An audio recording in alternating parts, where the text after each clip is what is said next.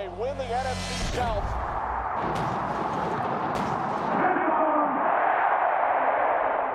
What's going on, everybody? Welcome to week 3 of the OPPS, where I have the task of going and listening to opposing teams' podcasts and gathering intel for you guys to tell you guys what the current state of that team is, what their fan base thinks of it, and what they think of the Tampa Bay Buccaneers heading into the game. Now, if I had to use one word to describe my experience listening to Denver Broncos podcasts, I would have to use the word depressing. Just listen, if you're listening to like the fan base podcasts, they are kind of just down bad. There were some more like reporter, like media company podcasts. They're like, oh yeah, they have a chance against Tampa. The fan base podcasts, they're more like the Broncos don't have a chance Sunday. Like, hopefully their offense looks a little bit better, but going up against the Buccaneers, who are a superior opponent, they're expecting a loss Sunday. I did get somewhat of a sentiment that they think the Bucs are, yes, they're 2-0, yes, they've looked good, but they're punching a little bit above their weight class. Just the overall sentiment I got when they were talking about the Buccaneers. They talk about how bad the run game looks and how the defense has given up a ton of yardage despite not getting scored on very much, which, I mean, has some truth to it. The Bucs have given up a ton of yards. The running game has not been quite there. I think that has a lot to do with the opponent going up against the Commanders and their interior defensive line, and then the Detroit Lions and their front seven on their defense. Kind of going to be tough to run the ball. And, if they think that the Bucs aren't going to be able to run the ball on their defense, I think they might be a little bit surprised because there's talent in the backfield. And I just think the game plan wasn't suited around the run game for the first two games. Now the Denver Broncos obviously do have just someone I don't like. I really don't like this person leading their team. He kind of sits on his high horse, like acts like he's this offensive guru. His horse is closer to a pony than a Bronco. And that guy's Sean Payton. Now, he hasn't really done anything since he's got to Denver. They've kicked Russell Wilson out of there, and they're still paying him a ton of money. And now they're here with a rookie quarterback who Sean Payton, during the offseason, felt the need to throw the name Drew Brees around when talking about Bo Nix. So, that's going to get your fan base hyped up, obviously. And then he comes out, and during the first two games, it's not been good. And that's not all on him. It's not all on Bo Nix. I don't think we can get a proper evaluation of Bo Nix due to how bad just the offense is overall and that personnel. It's not good. Now let's look at Bo Nix. So 384 yards so far this season, 0 touchdowns, 4 interceptions, and these are really, really bad interceptions, like red zone interceptions. One of them against the Seahawks was like, the dude was in triple coverage. There's been some really bad interceptions. 35.7 quarterback rating. It's not been good, and I'm gonna keep emphasizing because I don't want to trash the guy. He's been in the NFL for 2 games. Like, are you kidding me? I can't trash him. A lot of it has to do with what he's surrounded by, and there's nothing on that offense to help him. Very bad offensive line. One of the worst run games in the NFL, and their number 1 receiver was the wide receiver 3 on the Detroit Lions last year. So what does this guy have to work with to be successful? How can they put him in a successful position? I'm glad that's Sean Payton's job and not mine. What I will give him credit for 1,000% is I think he's a better athlete and a better improviser than people thought with him coming into the league. I think that's when their offense has been at its best, which this offense being at its best still doesn't look very good and clean and smooth like an NFL offense should. But when he's scrambling out the pocket, or they even called up a QB draw, I think once last game against the Steelers, that went pretty well. He has 1 rushing touchdown against the Seattle Seahawks, so he has had some moments showing off his athletic ability that I think now after 2 games, Todd Bowles will know that you got to keep an eye on that. Just to give you guys an idea of how bad this offense has been, look at this stat, because I think my jaw literally dropped when I saw this. So at the top, offense has more yards than punter. You know, if you're, let's say you're getting about 300 yards a game or something like that, let's throw that out there. Your punter is not going to punt the ball to the other team on fourth down for 300 yards, 300 air yards, whatever you want to call it. The three teams on the bottom, their punter has punted the ball further than the offense has moved throughout their first two games, and that is an absolutely insane stat. Pretty embarrassing. Yeah, so we'll just set the table with that before I go through this offensive depth chart. So with a rookie quarterback, you hope that they can have a good run game because you need that run game to help Bo Nix. When things aren't going well passing, you got to be able to hand the ball off, help out the rookie QB, and no help. No help. Bo Nix is the team's leading rusher, and I think he only has like 60 yards rushing. I'll confirm that. And there's your confirmation right there. Bo Nix at the top of the rushing, 9 carries for 60 yards, and then has that 1 touchdown, like I said. Behind them, the next highest guy is Javonte Williams, 19 carries and only 40 yards. That's a 2.1 average. Jaleel McLaughlin, 13 carries, 33 yards. That's a 2.5 average. So, yeah, you're not helping out your rookie QB there, are you? I'm just saying, I think Sean Payton needs to find a better way or do a better job of putting Bo Nix and just simplifying the offense for him. Throw short passes, screens, whatever you got to do to put Bo Nix in rhythm. It's just looked bad. And for this offensive guru, this master schemist who, was alongside Drew Brees for all that time and all that success, it's not looking like it's carrying over when Drew Brees isn't there, is it? And it may seem like I'm dragging the Broncos. I mean, the personnel isn't good. The roster isn't good.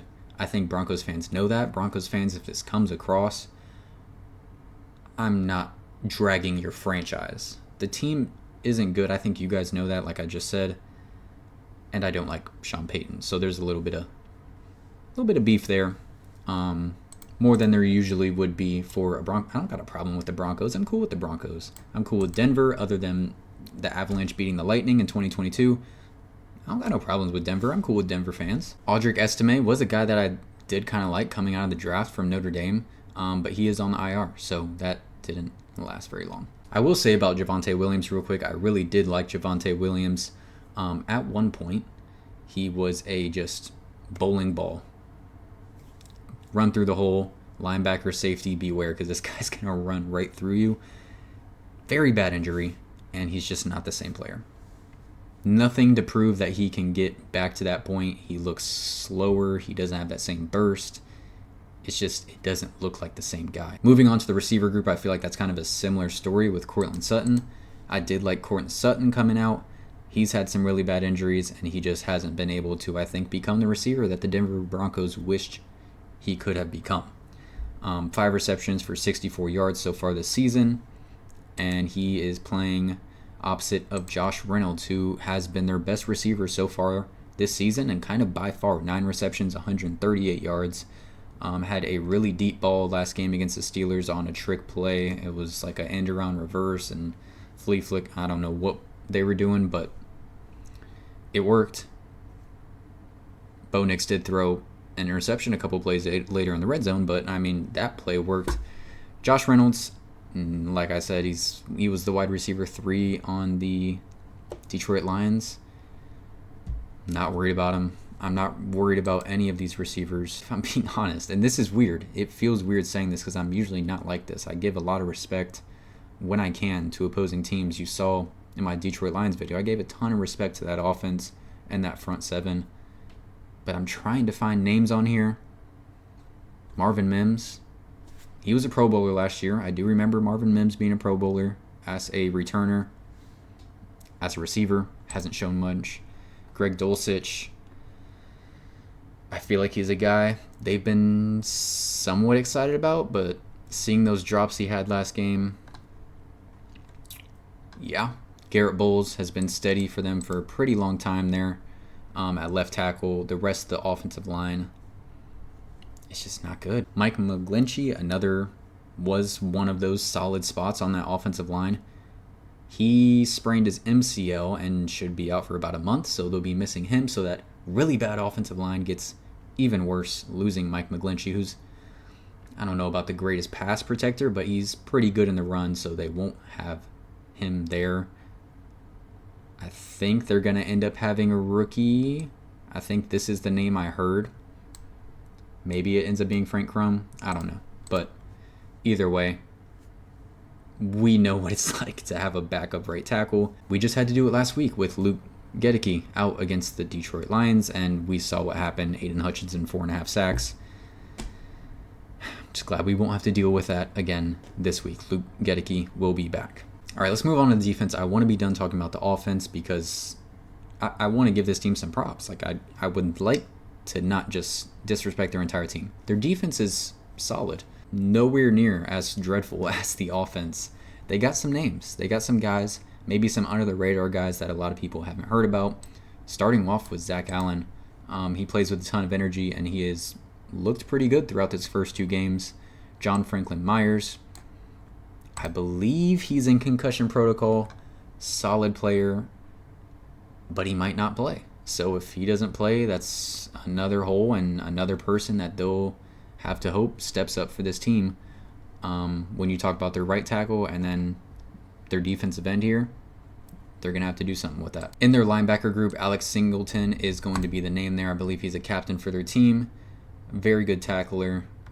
He has an interception, I think. He has an interception. Yes, he does. He does have an interception on the season. So I'm going to pull up his stats because I feel like he's definitely had a few 100 tackle seasons. I mean, yeah, I knew I wasn't crazy. This guy's a machine. He's a really good tackler. And then you get in that secondary and you see the massive name on this team, the big name on this team, Pat Surtain. Top 5 corner in the NFL, if you ask me.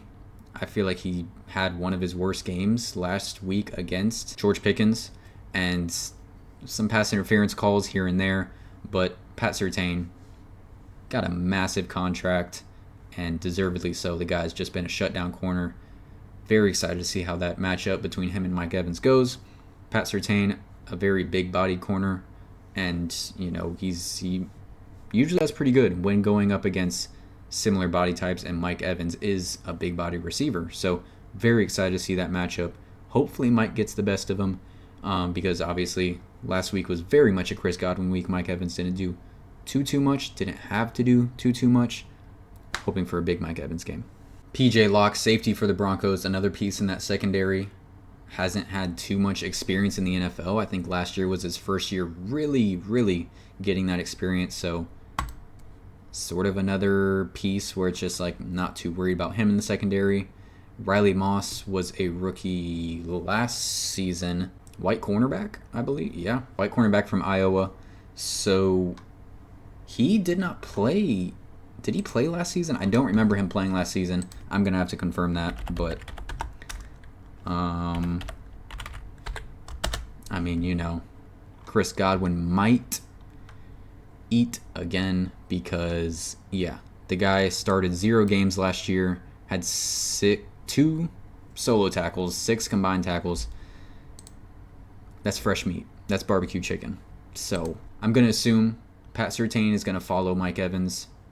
Riley Moss having to deal with Chris Godwin and Jalen McMillan. Pick your poison. Oh boy. The Broncos definitely haven't played a passing attack like the Buccaneers. I'm not going to say an offense because I think the Seahawks have shown to have had so far throughout the season to have a better rushing attack than the Buccaneers, but passing, they haven't seen anything like what the Buccaneers are going to bring to them on Sunday when you look at the weapons. So interested to see how Riley Moss holds up. So there we go. There's our deep dive into the Denver Broncos. Like I said, their fan base is pretty down right now. I remember the last time we played the Broncos at home, I believe it got delayed due to a thunderstorm. I remember there being a lot of Broncos fans there, and we lost. That was Jameis Winston era, I'm pretty sure, and I think their quarterback was Paxton Lynch, if you remember that name. So You like that. You like that me spitting that off the top of my head. So hopefully, guys, let's pack Ray J.